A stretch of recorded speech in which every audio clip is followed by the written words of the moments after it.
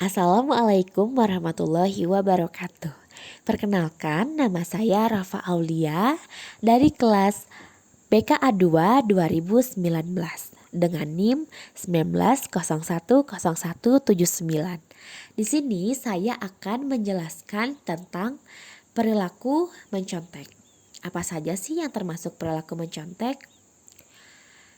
Menurut Al-Hadza, perilaku menyontek atau cheating adalah suatu wujud perilaku dan ekspresi mental seseorang yang merupakan hasil belajar dari interaksi dengan lingkungannya.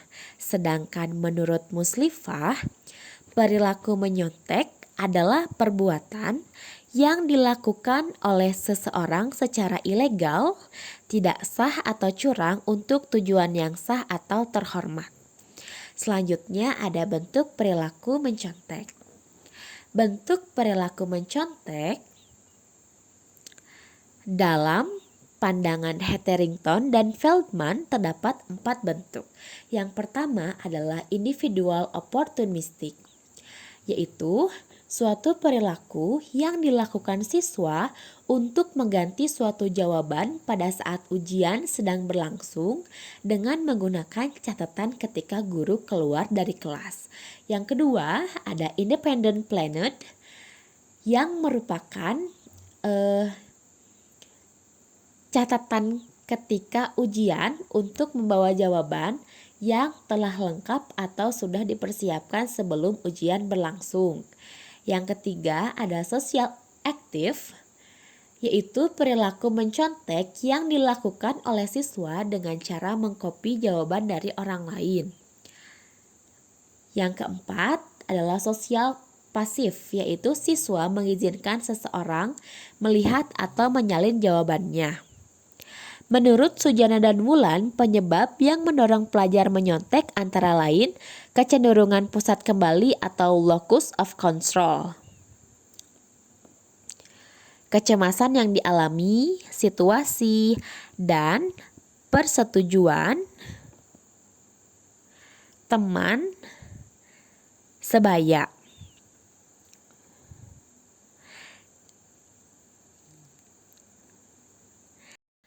Aspek-aspek perilaku mencontek. Aspek-aspek perilaku mencontek menurut Fishbein dan Azen terdapat 4 perilaku mencontek. Yang pertama ada perilaku atau behavior, yaitu perilaku spesifik yang nantinya akan diwujudkan. Yang kedua ada sasaran atau target, yaitu objek yang menjadi sasaran perilaku. Yang ketiga, ada situasi atau situation, adalah situasi yang mendukung untuk dilakukannya suatu perilaku. Yang keempat, ada waktu atau time yang merupakan waktu terjadinya perilaku tertentu. Penyebab siswa menyontek beragam. Pertama, kurangnya pemahaman tentang apa yang dimaksud plagiarisme. Kedua, keinginan untuk memperoleh hasil yang lebih baik dengan cara efisien. Ketiga, masalah time management. Keempat, permasalahan nilai yang dianut. Kelima, menantang atau kurang menghormati aturan yang sudah ada.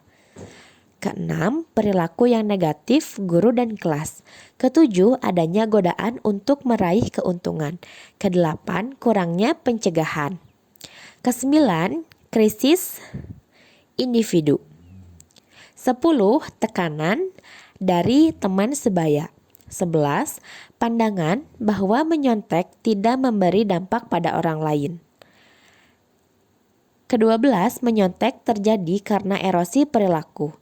13, menyontek karena pembiaran dari guru. Menurut Busway, Nas et al., penyebab individu menyontek, pertama adanya tekanan untuk mendapatkan nilai yang tinggi, di mana pada dasarnya setiap siswa memiliki keinginan yang sama, yaitu mendapatkan nilai yang baik. Keinginan tersebut terkadang membuat siswa menghalalkan segala cara, termasuk dengan mencontek. Kedua, keinginan untuk menghindari kegagalan. di mana ketakutan mendapatkan kegagalan di sekolah merupakan hal yang sering dialami oleh siswa. Kegagalan yang muncul ke dalam bentuk seperti takut tidak naik kelas, takut mengikuti ulangan susulan, yang memicu terjadinya perilaku mencontek. Yang ketiga, adanya persepsi bahwa sekolah melakukan hal yang tidak adil. Sekolah dianggap hanya memberikan akses kepada siswa-siswa yang cerdas dalam berprestasi, sehingga siswa-siswi yang memiliki kemampuan menengah merasa tidak diperhatikan dan dilayani dengan baik. Keempat, kurangnya waktu untuk menyelesaikan tugas sekolah, di mana terkadang siswa mendapatkan tugas secara bersamaan. Waktu penyerahan tugas yang bersamaan tersebut membuat siswa tidak dapat membagi waktunya. Dan kelima, tidak adanya sikap menentang perilaku menyontek di sekolah. Perilaku menyontek di sekolah kadang-kadang dianggap sebagai permasalahan yang biasa baik oleh siswa maupun oleh guru. Karena itu, banyak siswa membiarkan perilaku menyontek atau terkadang justru membantu terjadinya perilaku ini.